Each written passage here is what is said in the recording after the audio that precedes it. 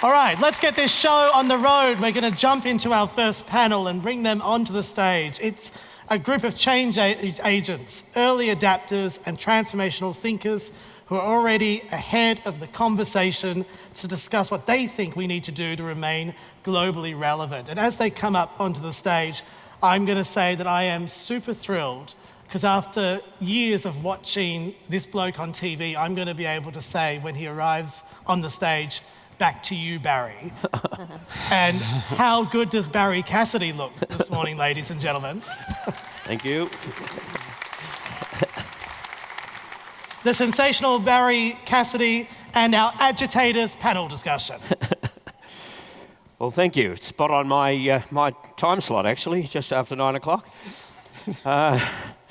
So, good morning, everybody. In the next hour and a half or so, through the expertise gathered here, we hope to throw some light on the changing nature and the landscape of agriculture, and to toss around ideas and concepts and trends, and hopefully give a sense of the opportunities that lie ahead.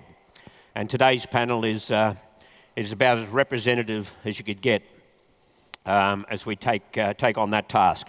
So I'll introduce them briefly. Next to me, Bill Herditch is Director of Fifth Estate. He's a scientist, a researcher and a consultant, a visiting fellow at Oxford Uni, and Bill's career is central basically to all the changes that are going on in the tech sector. Rachel Newman is a Director for Startups in Australia and New Zealand for Amazon Web Services. She's done a lot of advocacy on behalf of startups, but importantly, she's also advised governments at various levels. Jack Cowin. Jack is Chairman and CEO of Competitive Foods. He operates Hungry Jack's, the franchise here in Australia, and there's some really interesting things going on at Hungry Jack's, and we'll hear a little more about that shortly. And at the far end, John Henderson is a partner in Airtree Ventures. Airtree invest in early stage technologies from education to energy, and they've invested in 70 companies over the last 20 years or so. So I think it'd be helpful if we started out by if each of the panelists gave a brief assessment of ag tech from their own different vantage points and perspectives. So first to you, Bill. Thanks, Barry. Great to be here. Look, my first sort of thought is one of celebration. Actually, Australia is the best place in the world, and we don't want to forget that when we're confronting these sorts of complex, wicked problems that we're talking about today. I mean, it is a great place to be. Opportunities abound. We're still a pioneer country in many ways. So my sort of first sort of thought is optimism, huge optimism. And what about Evoke? I mean, what a fantastic way of bringing people together to talk about optimistic solutions. So without getting gloomy or not being gloomy, it's all about optimism and opportunity. But the other point is that Australia is a big agri-food country on world standards. We're one of the big ones, exporting a large amount of our produce, big amounts of grain, cattle. We're up there amongst them. We're only 25 million people. We're up there amongst them. But the question is really, why is our ag tech investment so low? And that's the real question. We hit above our weight on production and exports, but we're not even beating Singapore. Little old Singapore up there, with no farms, no farmers, and probably doing 10 times as much ag tech investment as Australia is. So that's my reflection. It's sort of out of kilter, and the question is, why is it out of kilter? And how can this panel and also this gathering of incredible people change that whole balance? Just before we go to Rachel, what is it about Singapore then that they invest? Because there's money in it, clearly. I think it's because it's money. They're locational. Their government is absolutely about attracting investment and talent and people. They've got a very, very favourable tax regime. All those sort of levers are there in Singapore. Even though, and the other one is Netherlands. I mean, everyone looks at Netherlands, a tiny little country that is doing way, way more than we are doing. And again, I'm not sort of being negative about Australia. I'm just saying there is a huge opportunity for us. Yeah. And we need to grab hold of that and find those levers that are going to make it work. Well, we'll certainly drill down on both private and public funding in this area a little later on. Rachel. Thanks, Barry. So I come at this angle, I think, from 3 different hats that I wear. So the first one, as head of startups for Amazon Web Services, I'm looking at what are the technologies that we can put in people's hands to empower them to make their lives better. So whether that is, helping to have an early stage startup use our technology to serve farmers or producers, or whether that's putting technology directly in the farmers' hands to increase their yield, better predictive analysis of the conditions that they need. We're really constantly looking at what are the technology solutions that can be put in place. And I know that this conversation over the last 2 days, and certainly today, we'll be talking about the Internet of Things, machine learning, and different types of emerging technologies that really have an important place in the agriculture and agri-tech sector.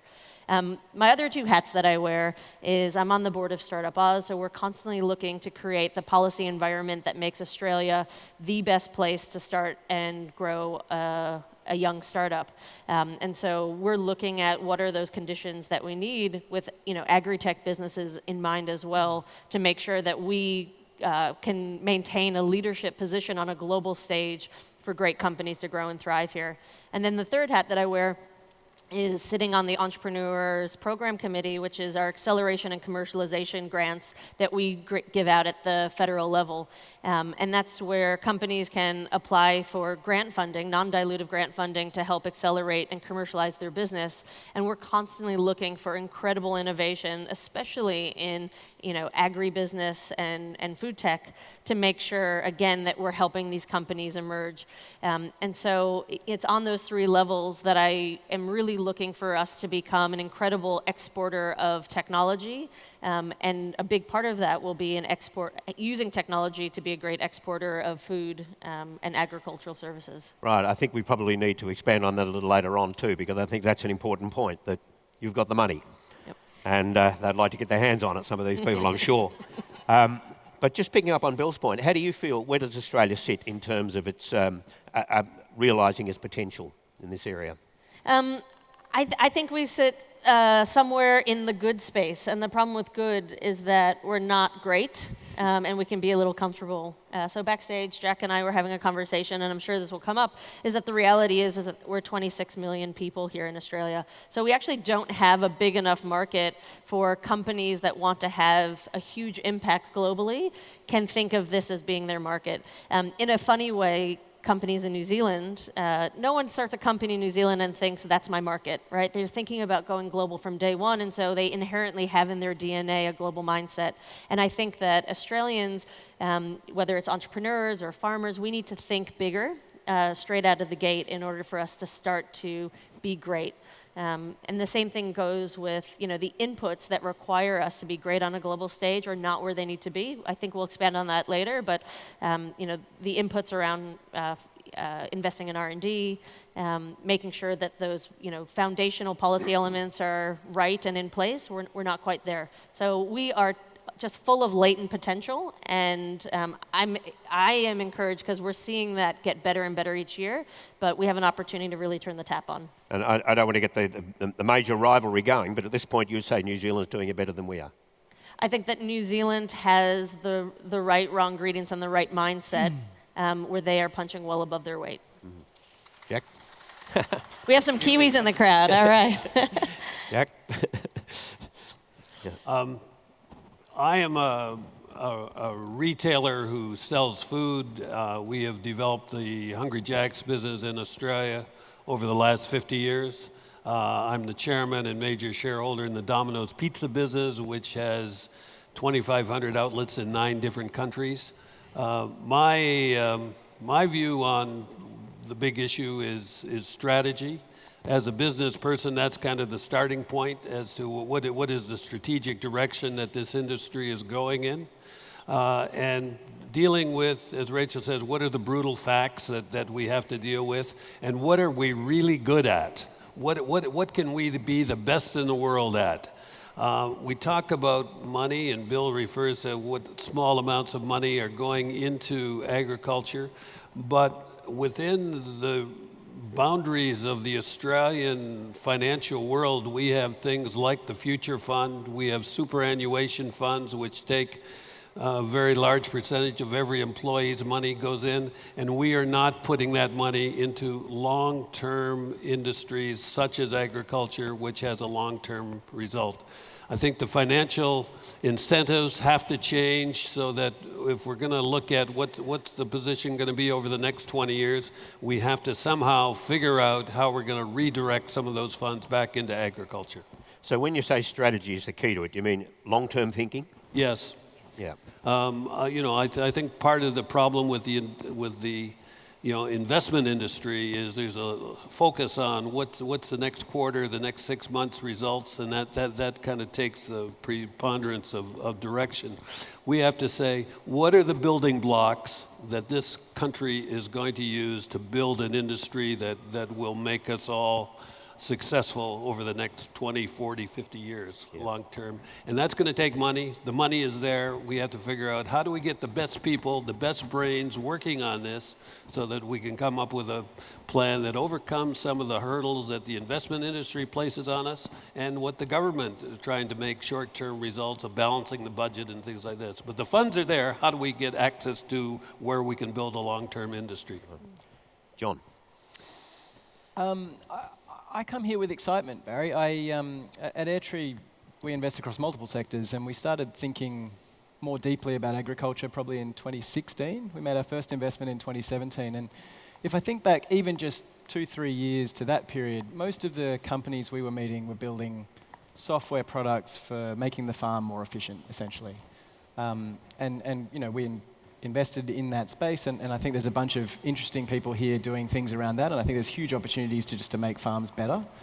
But if I look at the theme of this conference and the entrepreneurs I've already met today and kind of the things that we'll talk about, it's going so much further than that now, and I think the opportunity within agri-food is much broader than we first realized, and I'm sort of referring to things like robotics, things like making new products, so alternative meats, alternative proteins, lab-grown meats, which we'll get into. But I think my reflection on being here and I guess our focus at Airtree in agri-food has got so much broader, which I think is reflective of the fact that entrepreneurs and founders in Australia are tackling a whole bunch more diverse problems than they were even 3 or 4 years ago. So I think we're kind of still at the nascent stages, and I'm sure we'll get into funding and where it goes from here, but I'm sort of excited by the breadth of things being started.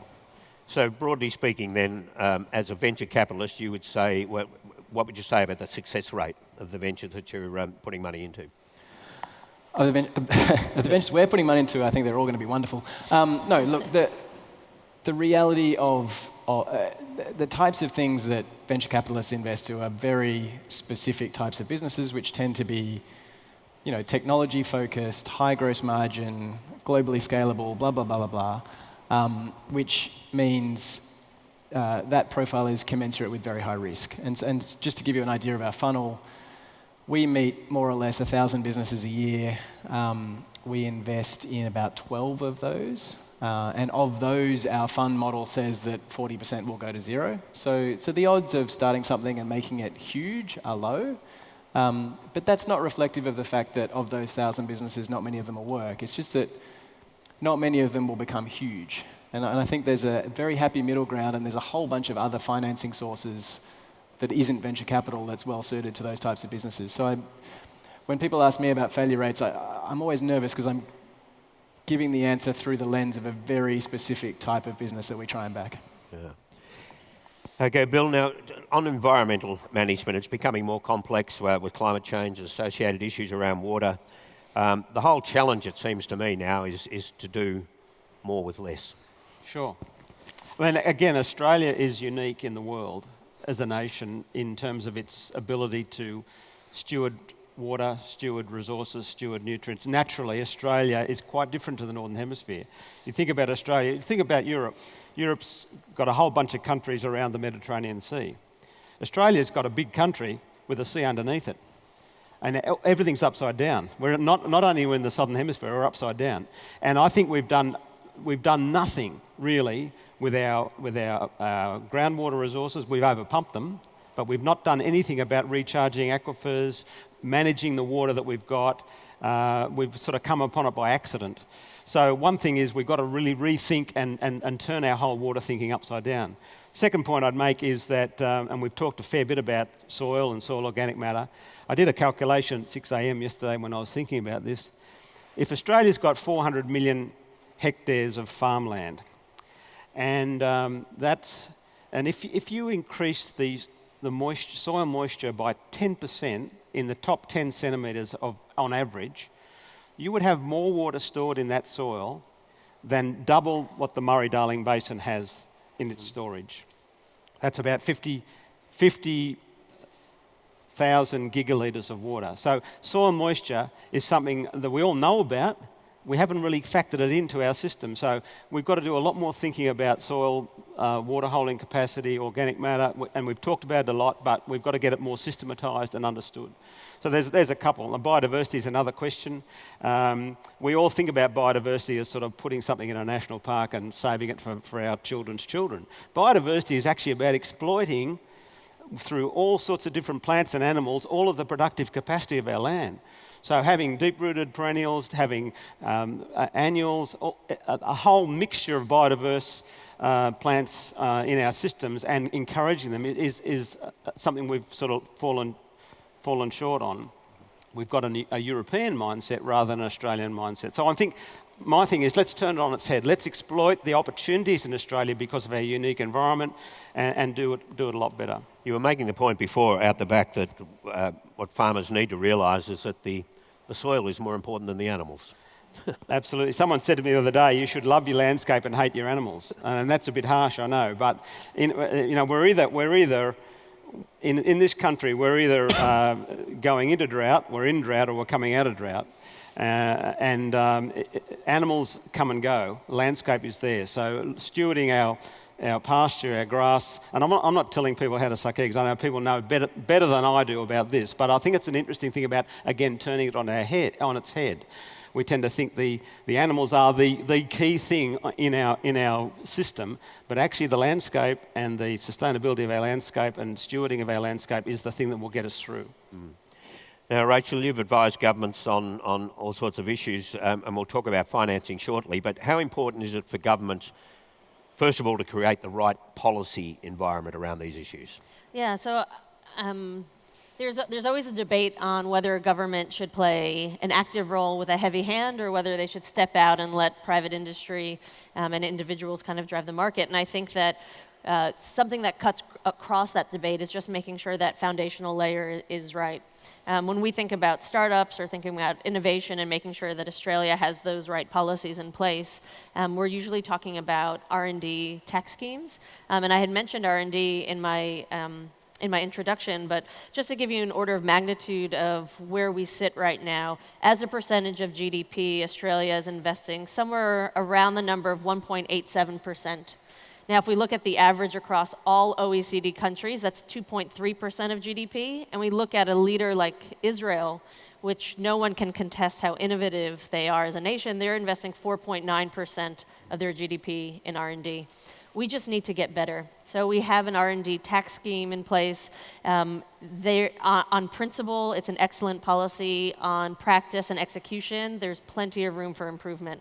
But if we want to continue to drive innovation and really be on the global stage, we need to get our numbers at the very basic level of hygiene amongst our peers. And really, if we want to outperform, and to Jack's point, really pick what we're excellent at and double down, we should be exceeding those numbers, many times over. So, I think if we talk about a policy perspective in this conversation, that's the one that I would like to hone in on first and foremost. Now, Jack, let's talk about the plant-based patties, right, that's happening now at Hungry Jack's, and you've worked with CSIRO on this. How have you found that, first of all, that experience working with CSIRO? We, as a company, do not look on ourselves as innovators, more as being able to find ideas that have worked someplace else and plug them in. And we became aware of a couple of companies, Impossible Beyond, which had been developing for 4 or 5 years in the U.S. developing plant-based food. And so they became on our antenna. We did not have the resources to be able to develop products ourselves. We didn't have the science that went with that. And I had the good fortune of inviting Phil Morrill of CSI, our old main sequence investment firm, and we met at a lunch and we started talking about this, and I said, we had ambitions. He said, well, we have scientists. CSIRO has 2,500 PhDs. I don't know of any organization anywhere in the world where you have that depth under one roof of multiple roofs, but that many people in one organization working on scientific stuff.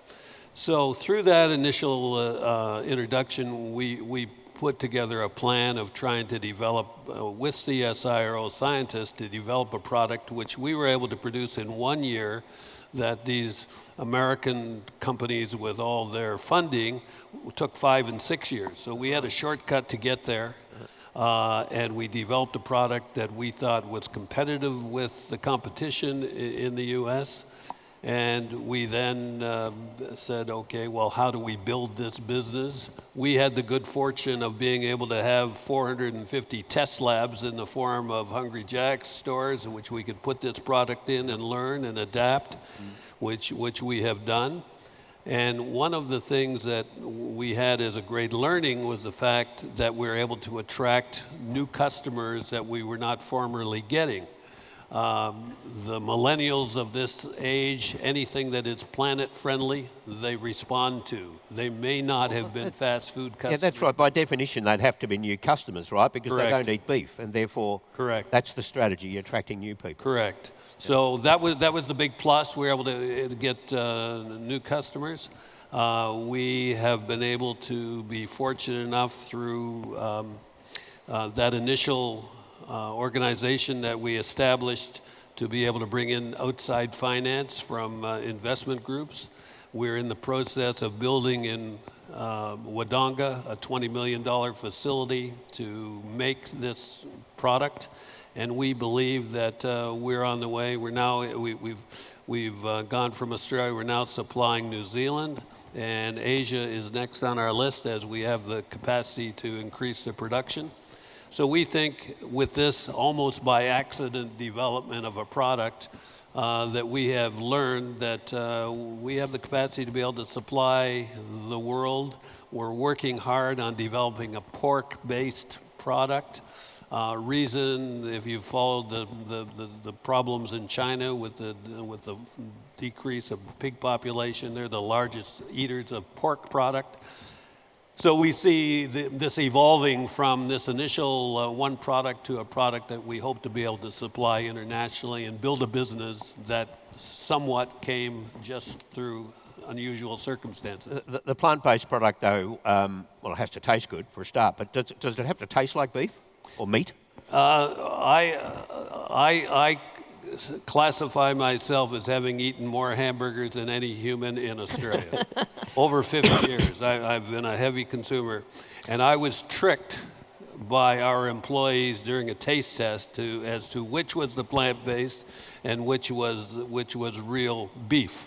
And I failed the test. I got the one wrong, and no. So today, Sydney Morning Herald, there's an article that they say the product is incredulous. So the taste is probably number one, and then they're all the benefits of sustainability and the environment and things like that. And nutrition the price? Follow. The price? Price, we charge the same. One of the big benefits that we see in plant-based is we think that the capacity to be able to produce a product. The cow is a very inefficient producer of protein. We think that the plant-based has the potential to be a lower cost supplier of protein than what the beef supplied by the cow is. So we think that's a big advantage going ahead over the next 10 years. Anybody want to go and defend the beef industry? I do. I think you're ruling out a very important element here, and that's the importance of grazing animals in our environment. I mean, the whole environment of Australia particularly even in the last 40, 50,000 years, relied on the movement of biomass by grazing animals and the use of nutrition from them. So I understand people's concern about methane and all those sorts of things, but ecologically, and in America too, with the reintroduction of the bison herds, it's been very clearly shown that grazing is an incredibly important part of our landscape management, and so I'd want to lose it at. But Bill, don't you think there needs to be a balance? So a lot of the discussion, I actually recently had a conversation with a chef, and we were talking about alternative proteins and asking him, he's a famous chef here in Australia, and asking him what are the likelihood that you'll be replacing your animal-based protein with plant-based protein. And his argument was, I don't think that meat is going to go away, but we need to dramatically reduce the amount of meat that we consume. No question about it. And others, Japan and other places, they've done it. They've done that. But I just wanted to sort of challenge the point about that animals are bad. Animals are actually a really important part of our landscape, and having them there and I was going to use the word husbanding, but I think it's partnering them more carefully across our landscape is really an important component. Yeah. So, Bill, I did not say animals were bad. No, I know. Matter of fact, I'm a businessman, and we sell a lot more beef than we do plant-based product at this stage. Yeah. We sell 30,000 tons of beef. So I have a vested interest in maintaining, and I don't think the beef business is going to go away in any stretch.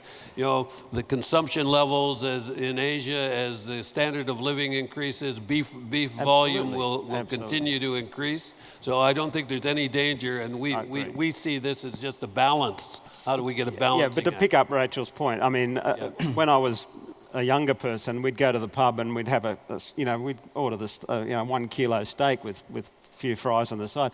Who does that now? I get a little tiny, piece like this, and that's enough. But so I think we've just changed the way we do things. Mm-hmm. And in any case, I mean, with the world's population exploding as it is, beef can't do it on its own. Absolutely. And increasingly, that becomes a problem. Barry, can we add nutrition to actually, yep. Jack is probably the better person to ask. You talked about taste. You talked about sustainability, both of which are important drivers. I'm really interested in how you think about nutrition for plant-based proteins. And the context for that question is we looked at a couple of the financing rounds for Impossible Foods, who your friends at Burger King in the US have partnered with. And there were some regulatory questions about that V2 doesn't have, obviously. But one of the challenges we had was the salt and saturated fat content of their solution was worse than beef. Yeah. And kind of our internal thinking was, you need taste, you need the sustainability argument, but nutrition surely has to be a factor in all of this. How did you think about that? I think nutrition is very important.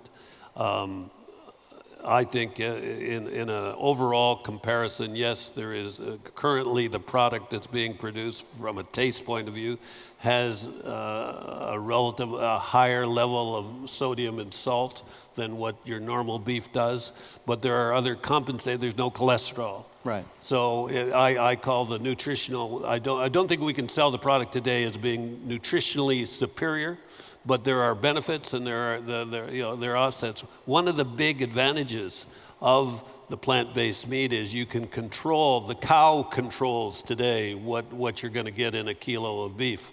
One of the benefits of being able to mix and match the product nutritionally is you can add things like vitamins and things like this to enrich the product. So long term, the goal and the objective is to have a product which is nutritionally superior because you have control. Yep. With the cow, you have no control. So I think that right now, I think you're right. It's a trade-off, a balance. But long term, I think there are some benefits to the being able to control what goes in. And John, I know that that's front of mind, for example, for Sunfed Foods, which is a great New Zealand-based company, looking at plant-based chicken as their first product. And using the yellow pea protein, they've been able to pack a ton of protein into every bite. So I know that that is front of mind for a lot of the producers. And certainly, I think we should be thinking along all three of those dimensions as we innovate our food. John, on startups, and they take many forms, and I've just gone through the handbook and tried to get a sense of the sorts of ideas that are coming forward. And you're getting the tracking and monitoring of diseases and pests is common, providing information on the food chain. Water efficiency is a big one, but the one that seems to come through most of all is robotics, and that's in so many forms. What's your experience? Where are most of the ideas coming from? I'm pretty simple. I sort of break this down into improving the stuff that we already make today and making new stuff. And so let me tease those two things apart a little bit. I think improving the stuff we already make today is all about process automation on farms. And so into that, I would absolutely put robotics. An example that's somewhere here, Ag-itators is a company doing little robots that cruise around horticultural farms, and using computer vision, they navigate their way around, but then they also identify weeds and do selective spraying to reduce your chemical usage on a farm. So I think that type of thing is reducing human manual labor and reducing chemical input. It's like a win-win. There's a bunch of software solutions for farms that also kind of improve efficiency. We, alongside Main Sequence, have an investment in Fluorosat, who do automated crop monitoring. So they take satellite imaging, drone imaging, images from everywhere, and then tell farmers, in semi-real time, which parts of the crop need to be adjusted and tended to and all that kind of thing. So I think there's a whole bucket of solutions, both robotics, machine learning, computer vision, and just general software about improving the farm. And that helps us be more efficient and effective in making stuff we already make, like cows. But then I think there's a whole separate section which is making new stuff. And so this is, things like what Jack's talking about with V2. It's a whole bunch of work around synthetic biology, so making, milk or other types of substances that come from animals and plants. And that is not robotics, that's much more biology type work. So I think they're coming out of different fields depending on which part of the spectrum you're focusing on. And just on that, Bill, on the food chain too, is surely there are opportunities there because there is a lot of wastage. No question about it. I mean, we were talking earlier, and this is a common theme that, the 9 billion people we're going to have on the planet, and we're going to have more land. If we eliminated or even halved our waste or loss between production and farm gate, and between farm gate and my fridge, we could feed people and change the way we manage our diet. So, I mean, I think that the waste issue is a huge one, and this gets back to the whole ecological question. I mean, ecology is about a circular way of thinking, and so our food systems, our farm systems should be designed around ecological principles of circularity and utilising residues, bioenergy, a whole lot of production systems. I mean, again, everyone in the room knows this. It's about how do we actually build this into our system and our thinking, and we get away from this linear thinking of saying we get to the end of our supply chain and put it in the bin, rather than how do we actually close that loop. There's some amazing startups that I'll just bring to attention if people don't already know about them. So this one category that kind of maybe gives you the heebie-jeebies but is pretty amazing with food waste disposal is there are 3 companies that are doing this really well. So there's Beyond Ag, Hatch, and GoTerra, where they're using black soldier fly maggots to actually break down food waste from restaurants or from abattoirs, breaking it down, creating, in one instance, creating pet food, but then also breaking it down into their derivatives that can be used for fertilizers. And so this is a great, innovation in John's world, which is making new stuff, which is really thinking about how do we take all of the waste that is produced from our food chain and actually turn it into something that's renewable and exciting. And so watch that space. Maggots are going to do amazing things for us. The missing piece of the puzzle, of course, there is our transport distances. And, there's biomass, but there's biomass where? And so identifying how we can actually get better logistics and transport systems and satellite processing of residues is a really important point. And that brings together the logistics sector with the ag tech sector and the biological sector. So this is sort of a joined up thinking that we need to have. And just to go deeper on one of those examples, what's interesting, at least from a financier's perspective, is the business models coming out of some of these companies. So GoTerra, which Rachel mentioned, they're actually making their money by charging councils for disposing of the waste, rather than the end product, which is some kind of insect-based protein that they sell to, whomever. So you, in a future state where these things are working really well, you take waste, make money by processing it, and sell it. So you're adding value along both sides of the chain. Yep. Let's talk now about the financing, which is absolutely critical, of course, and we'll break it up into two parts and talk private first of all. Bill, you've obviously put many, many millions of dollars into this, but then again, you see a return on this because you feel you can bring new customers. But what would you say generally about the attitude of private enterprise in terms of investment in these areas? Do you think that Australians are into it?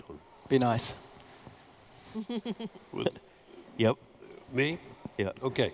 I think I touched on this earlier, long-term versus short-term.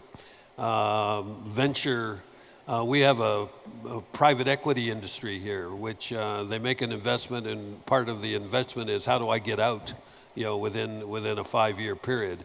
That is not conducive to nation-building assets that are required to put the building blocks in place for an industry like agriculture.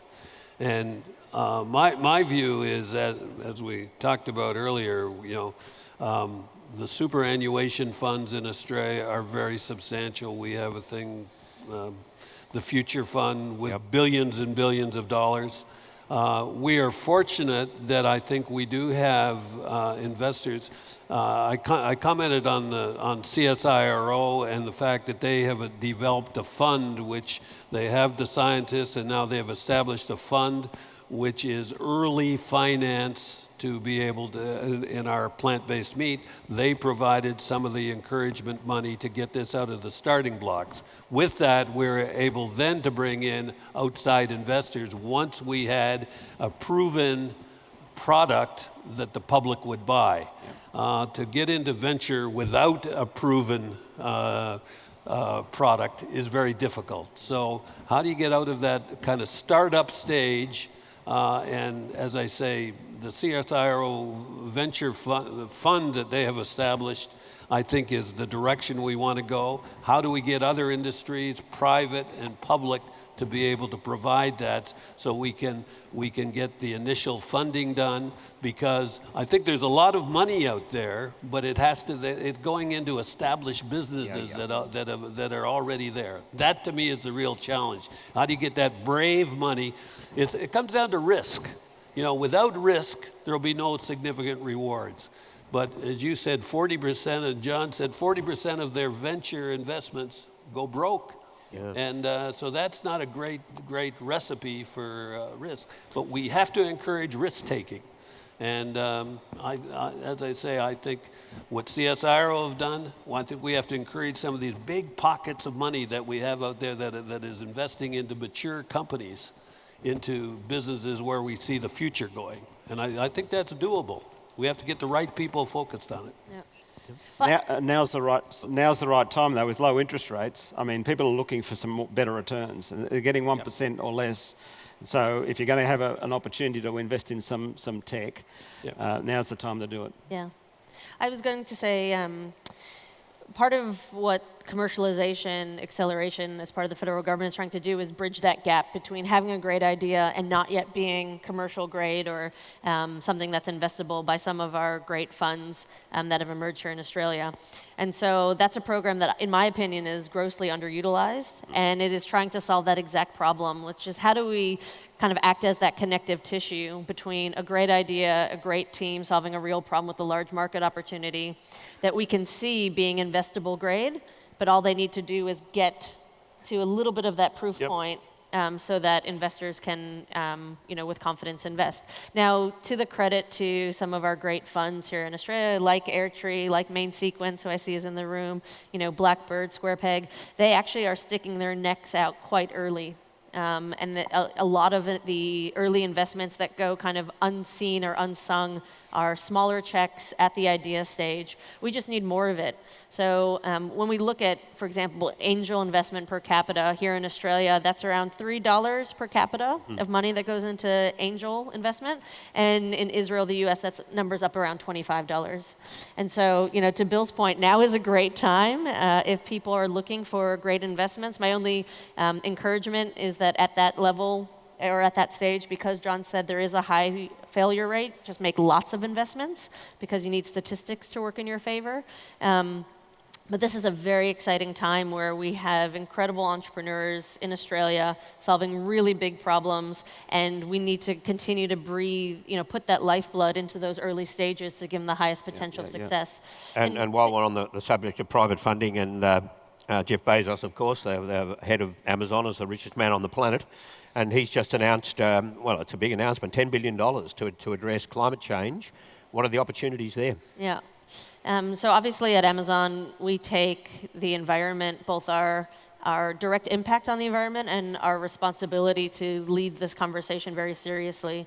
So we do that in two ways. So obviously yesterday there was a large announcement from Jeff Bezos that he's putting $10 billion of his personal wealth into a fund. They'll start making grants as early as June and July, looking to find the people who are already having an incredible impact in this space and just turbocharge that impact through investments from this fund. On the business side, we recognize that both on our retail side with our packaging and shipping, but also on our technology side with our large data centers, that we are a creator of carbon. And so we've made some pretty bold commitments. So by 2023, 80% of all of our business will be using renewables.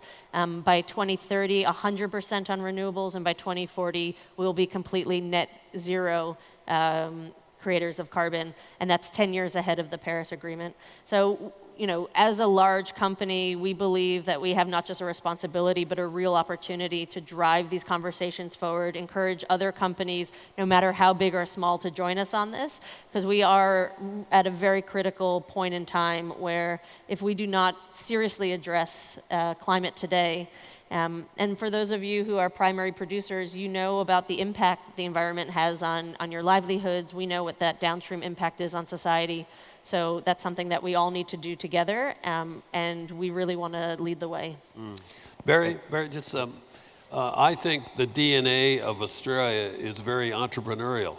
We are not short on entrepreneurial companies, individuals, people that are coming up with new ideas. To me, that's not the issue. We're early adapters. We develop things very quickly. And as I say, I think the nation's well equipped in that area. My concern is the big stuff. Yep. How do we get the money to go into things like you said? I referred to earlier, the brutal facts of water is a big deficiency that we have in this country. How do we deal with, we have an imbalance, we've got lots of water up in the northern half of the country and we haven't got enough down below. I said earlier when we were warming up in the back, when I came to Australia in 1969, I was amazed to see a 500-kilometer pipe built from the Mundaring Weir in Perth all the way to Kalgoorlie to take water. In 1903, that was built. Here we are today, 117 years later, and you have to tell me why can we not, with technology and everything that's been developed, putting a man on the moon, why can we not transport water, which is flowing out to the sea, unused, underutilized, and have that flow back into the agricultural fertile areas? Yeah. And to me, that's the big stuff. That's the big stuff that we have to deal with.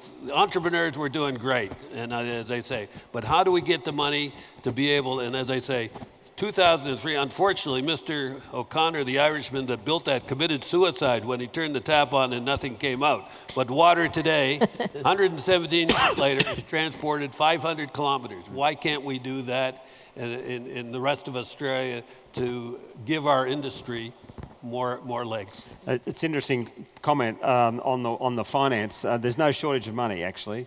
Our super funds have currently got $3.4 trillion in them. Yep. We're the fourth biggest manager of pension funds in the world with 26 million people.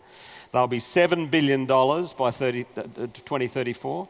And getting some of that wealth that's going offshore at the moment. Yep. Many of the funds are investing in America and other places because it's a more friendly environment. We need to actually change the levers to get more of that, our money, our pension fund, into those nation-building projects.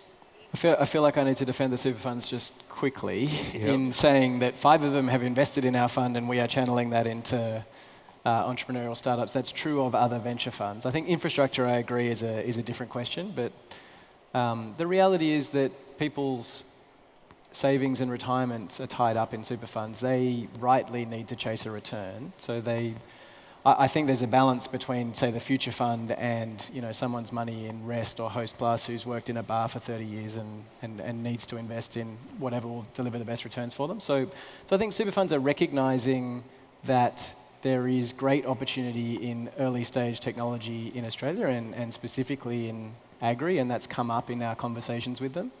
But I think we need to divorce the nation-building conversation, which is a task for government, maybe future fund, from superannuation funds, who really their responsibility is to deliver, a satisfactory retirement to people. Well, more generally though, on the governments at all levels and their responses to these kind of things, Rachel, are they stepping up to the plate on this in terms of innovation? Before I answer that, I actually just want to push back on John. Yep. So, in all fairness, so I believe that you're right in that we are seeing the super funds step up and they're investing in funds like yourself. The quantum that they're investing is still a rounding error on the balance sheet when you consider the $3 trillion. And I understand that they have a very direct and fiduciary responsibility to provide returns, but we need to have a longer horizon. There's an opportunity cost to them not making investments that will yield in 8, 10, 15 years. And I think that we still need to call on them to have a bigger risk appetite, because these things won't happen overnight, and so we have to have a longer term horizon. And when we think about giving Australians return on their investment, we have to think not just immediately, but we have to think 2 and 3 generations beyond. So I do want to kind of call on the super funds to just continue to double down on their investment in this space.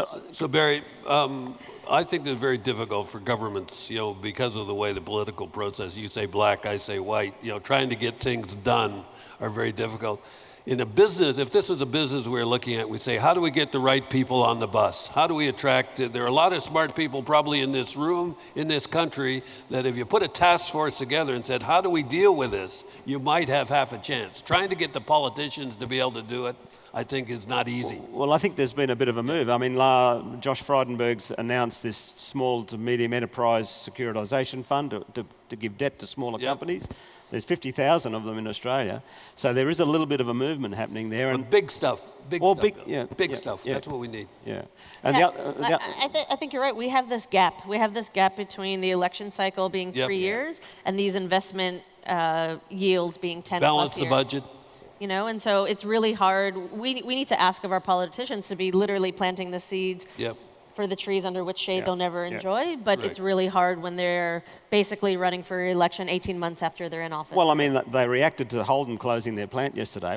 They haven't reacted to the closure of food processing plants and value-adding plants in the agriculture sector across the country. So there's an opportunity. And Jack, you're leading by example with your V2. I mean, we need more investment in food manufacturing and food processing and value-adding of our agricultural crops, and we can do it through super funds because they are actually asset-backed investments. I think we can do that, and I think we need to do more of it. We have lost a lot of our food manufacturing over the years.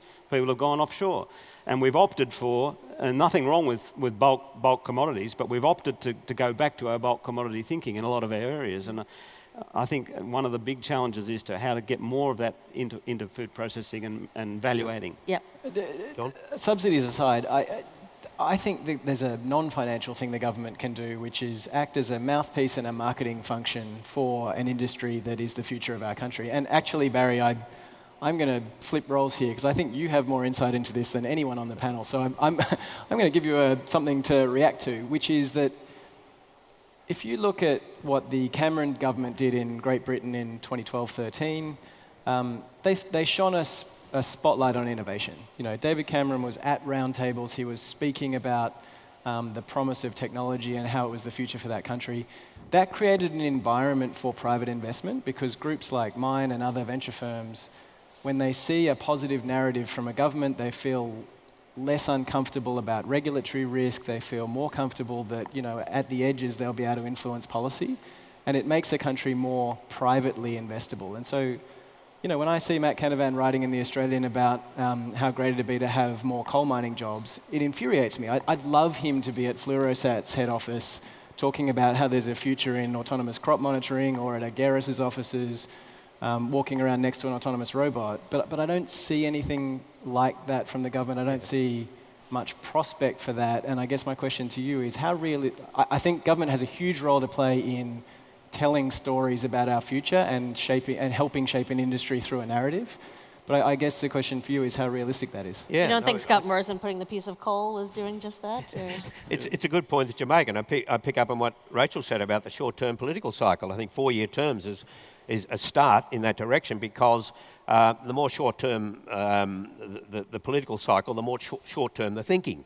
And governments everywhere, they've got their political hardheads and economic hardheads there, and yet constantly you see when they're asked to close down an industry, or they're propping up industry, unviable industries with subsidies, they talk about jobs and the jobs that would be lost. They see those jobs, they're there and they exist, and so they focus on that. What they sometimes can't see are the potential jobs in, say, renewable energy or in innovation and startups and so on. And so I think the political cycle thing is a good starting point, because it does create that kind of short-term thinking. But I'd be stronger than that. So I wrote a piece in the paper a few months ago. In our portfolio alone, there are 4,000 net new jobs. And our fund got created in 2014. That's 45 companies, 4,000 net new jobs. I can't quite remember the multiple, but that's something like 8 Adani coal mines that we've created that aren't getting talked about. So I think you're right that there's this cognitive dissonance where it's hard to visualize jobs that don't yet exist, but I think there's an even better narrative for the government there, that if you look at what's happened in Australia in technology in the last 6, 7, 8 years, you have meaningful numbers of jobs being created, and that story can be told, but isn't. But John, I think that there's no question the data is showing that innovation and technology is creating jobs of the future, but it doesn't ameliorate the fear that most voters have around the jobs that I have now, or the skills that I have today. How will that translate into jobs of the future? And this is where we need to do a better job at both reskilling, but also telling the story and bringing people along for the journey. Because the truth is, the new jobs that are out there are going to be high paying. I actually think they're going to be more personally rewarding. I think this is a great opportunity for society. That said, there is real anxiety and fear in many Australians today because they don't know how what they do today translates into what they can do tomorrow. And so this is where I think that, unfortunately, Malcolm Turnbull came out with a really strong platform around the Innovation Nation, but he mistook whether we were ready. What he failed to do was connect where we need to be, where we are today, and give confidence that we're going to get there. So when that platform failed, all of a sudden innovation became a dirty word. We can't talk about it now, and to do so is political suicide. But we actually all know that that's what we have to do. And so I think a real effort needs to take place. And one, communicating that, yes, these jobs that are being created are going to be, I think, much more value add to society in many ways. Yes, we understand that there will be a displacement in jobs, and we as a country, both that's private industry, government, NGOs, we have a plan to get from A to B. Until we can give confidence of that plan, it's really hard to sell the future. Yeah, that's worth exploring a little more too, Jack, and I apologise for calling you Bill before, but I've got Jack, Bill and John on the panel. What could be easier than that? And I still screwed it up. But I didn't notice. That's why I slowed the uptake. Yeah, you looked a bit bemused. But what sort of jobs are we talking about, though? What are the trends around products, and how will what sort of impact will that have on jobs and careers? And also, the other issue on that is getting the food to the people. I mean, now the delivery is becoming big. It's all about convenience. When I started in business, people used to come to the front counter and buy things, and then the drive-through window became part of the industry in which you put your arm out the window, and that today is 70% of the people, because they don't want to get out of their cars. It's easier. Get the kids in the back seat, a lot of reasons. And then the delivery phenomena has come, and what is more easier than have somebody ring your doorbell and present it to you? Yep. So in some ways, that is a product of our standard of living, that we can afford to do that. There's a cost that goes with that. It does provide some jobs in being able to provide that extra service.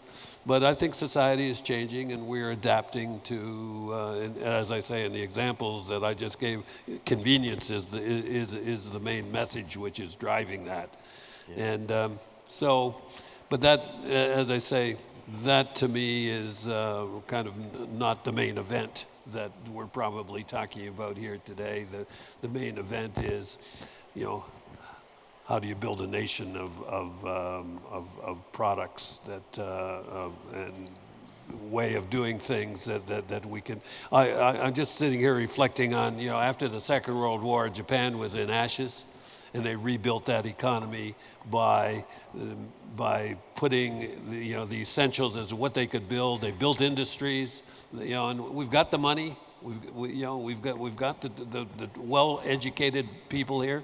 We can do things if we get the emphasis on the right things. Yeah.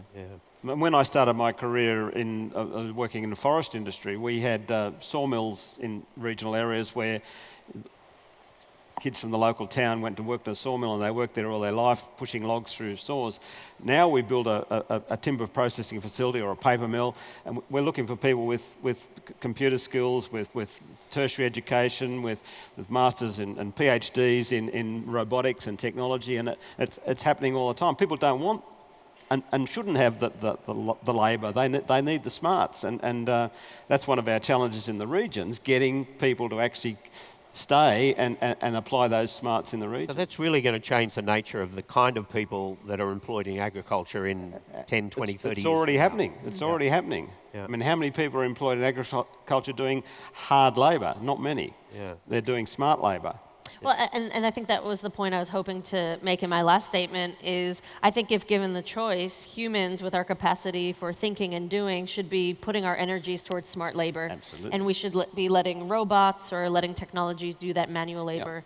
And so we can continue to kind of elevate to our best selves, let technology take the bottom of the pyramid of those jobs, but we just need to make sure that we're continuing to learn and grow and skill up so that we're using our highest and best selves so that we leave room for technology to do the manual things. Absolutely. Right, now we'll be taking some questions from the audience in just a moment, so if anybody has a question in mind, perhaps start making your way to the microphone now.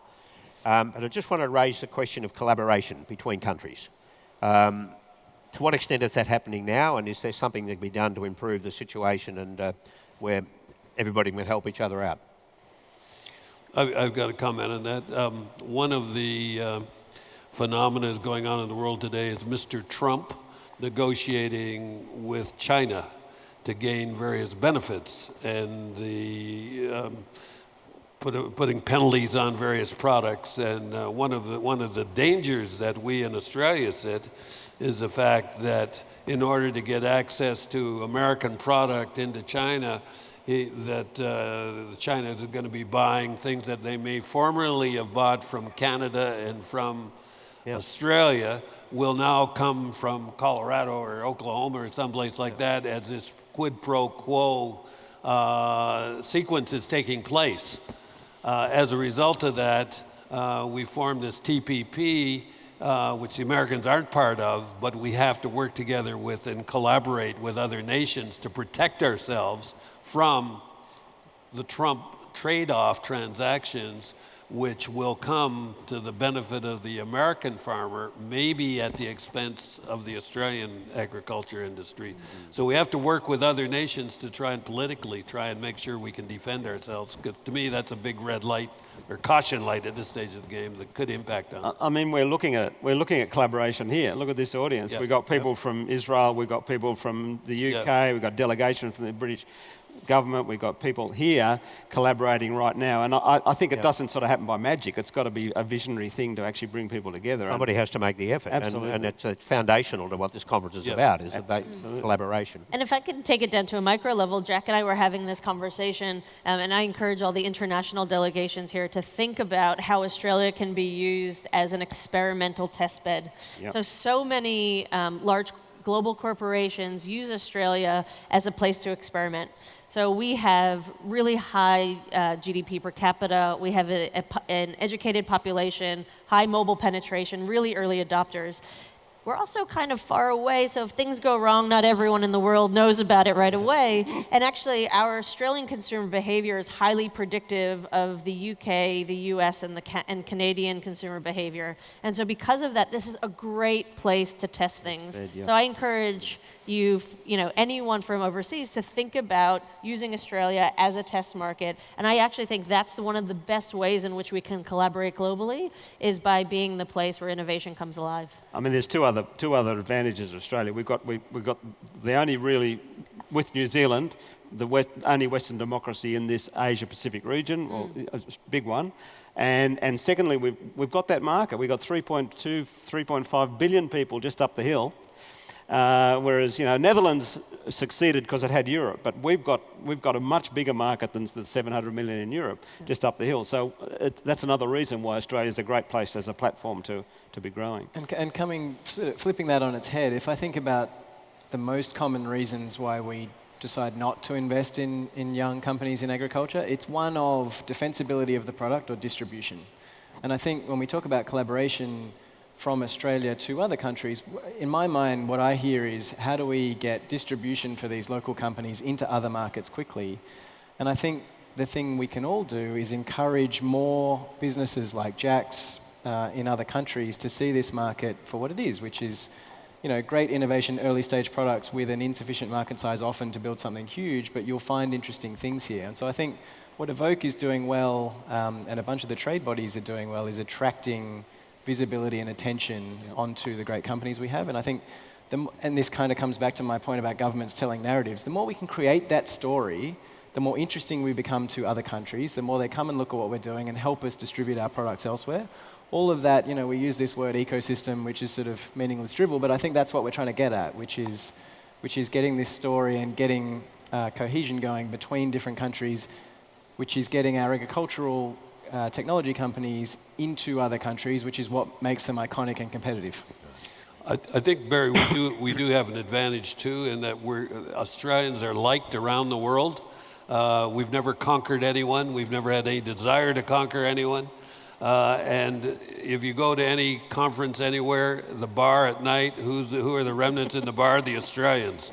So that we get along with other people. They like us. Well, you started out by saying we should do what we're good at, right? Exactly. That's what we tend to do. We'll go to the questions. Now, introduce yourself first of all, and if there's a comment in there, try and work it around to a question, so that's all in order. Okay.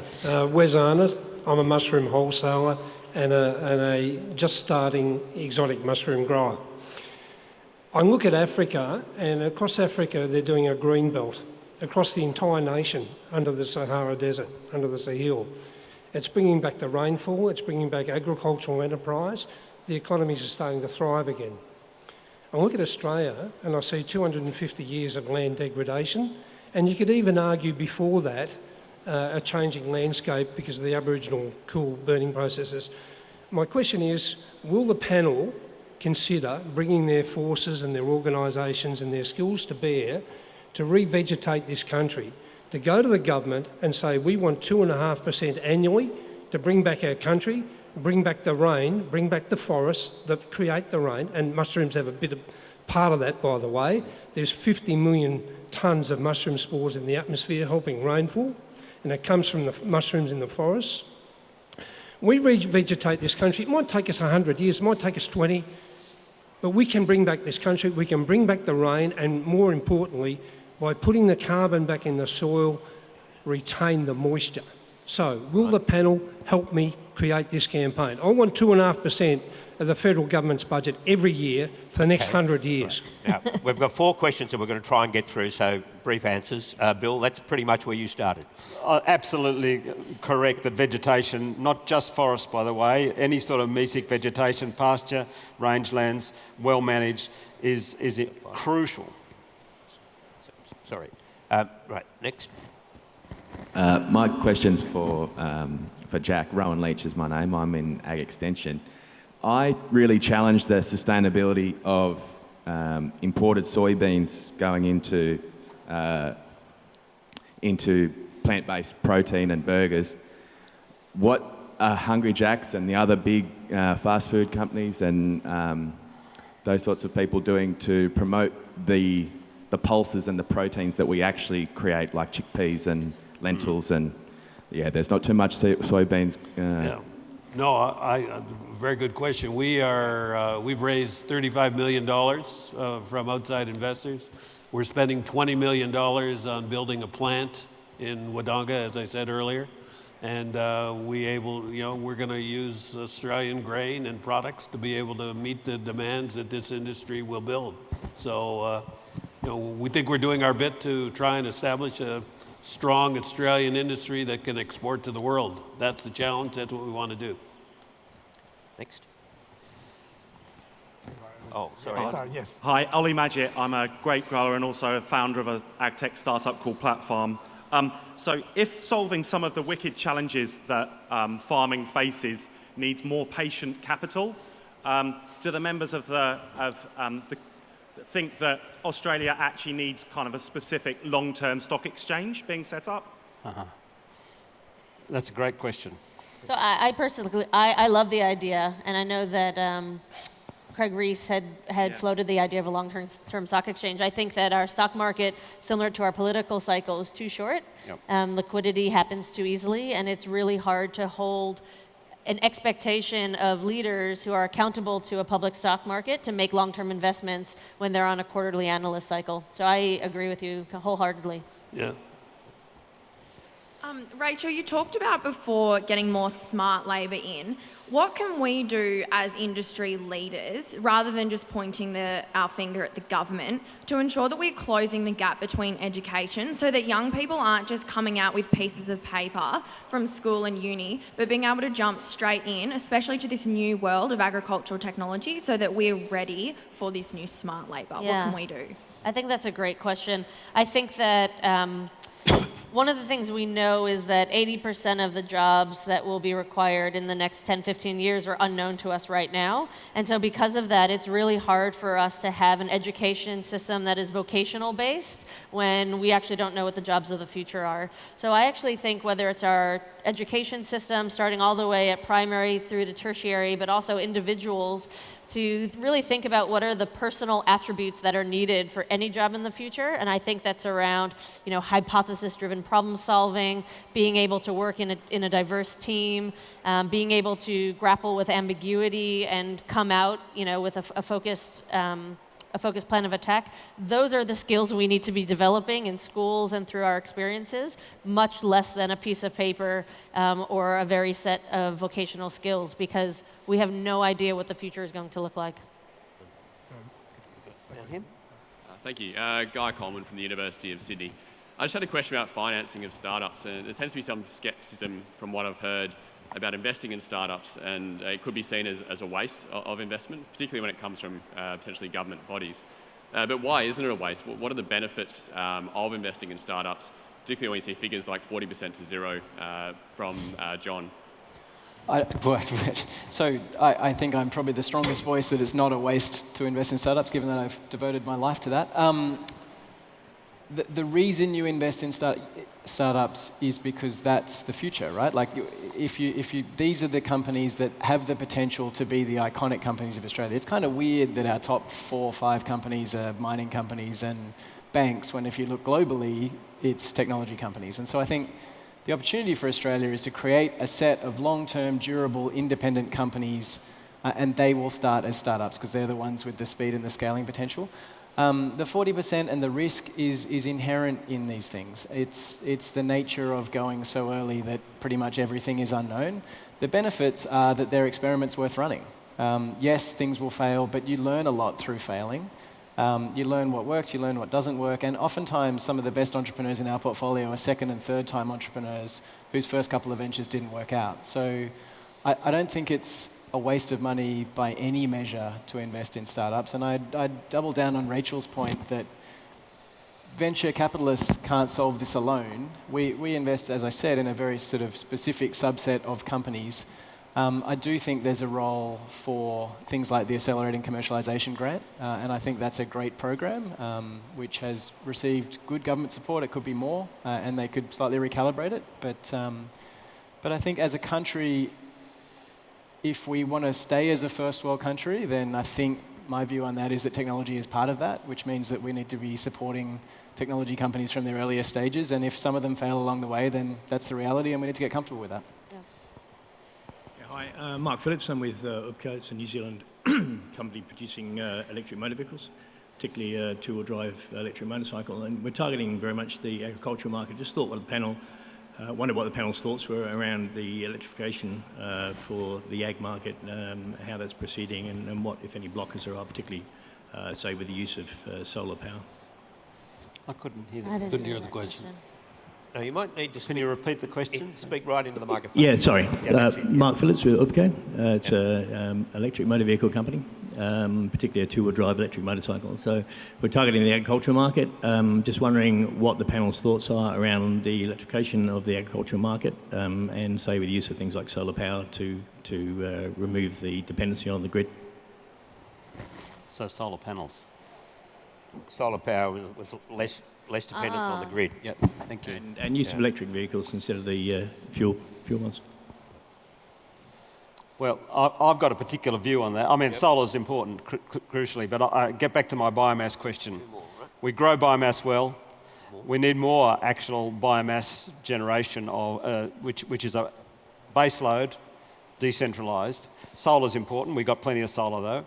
We need more biomass, and I think we need more encouragement to regional focused biomass generation for liquid fuels and also for electricity generation and heat for processing. That's my particular view. I think it's really hard to make sweeping statements about solar power in the bush. There are instances where it makes total sense. I mentioned Ag-itators earlier, who are doing those autonomous robots who are going out and weeding.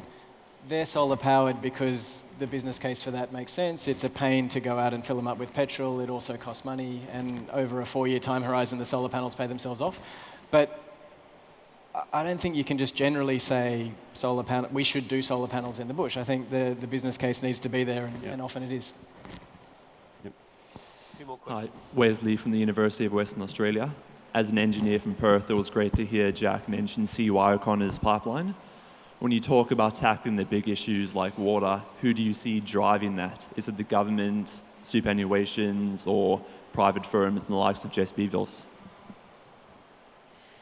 Basically, if you're going to turn the rivers in, Jack, as you were talking about before, who needs to step up? Who takes the responsibility?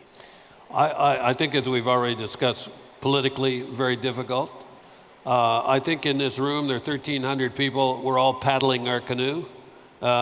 Doing things individually, but we need alignment as to what priorities are required to get things done. And I think you have to put a task force of the brightest people in this country to say, here's an apolitical plan to be able to deal with what we think are the major problems. And as I say, the money's there, the brain power is here. I think we need the will to get the job done. And as I say, putting a task force of people that take this on as a challenge, to me, that's what we have to do. I don't think we can depend on the politicians. Yep. Although there has been a big push in Queensland recently for a major project this year to start, and it will take political will. There's lots of engineering issues, there's some environmental issues that they can all be dealt with. Yep. I think it does require the political will. And final question. Hi, my name is Rose Wright from Regionality. Thank you for the presentation, and that summary just at the end about beyond politics and us stepping up in the room and taking leadership to move things forward, I think is critical. But I know I sat with about 15 farmers this morning, and we're all wondering, how do we take this and turn it into action today? How do we actually form that leadership group? and actually take it from Talkfest to action from this moment forward? And how do we actually take it from the city to the regions where there are people and places and products that are dying literally out, and all they need is your investment and you to come out to us into the regions to help them prosper? It's a question on strategy. Who's picking that up? I mean, you work on strategy the whole time, Jack, but that question is a much bigger one. How do they strategise and have their voices heard? Yeah, in business, strategy is where we have to start. And as I say, strategy leads to priorities, and priorities is an assessment of what are we good at, which we discussed. Yeah. Where do we have a fighting chance of being successful? What can we do that's the best in the world? And as I say, I think we've got leadership that there are some very bright people who I think you got to get endorsement from the government that we're not just talking through our hat, you know, yeah. That they're supportive, that this is a common problem that has been ignored. We do have the money, it's not going into the right places. Yeah. And so I'd say bring together half a dozen people that have influence, that they're out there, and say, okay, here's the challenge, take it. Get government endorsement to be able to back it. Now, some of the panelists might be able to stay around for a bit of time for a bit of one-on-one discussion, which would be great. But I just found that so illuminating, a lot to take away. The right experts, I think, right on topic this morning, so please thank the panel.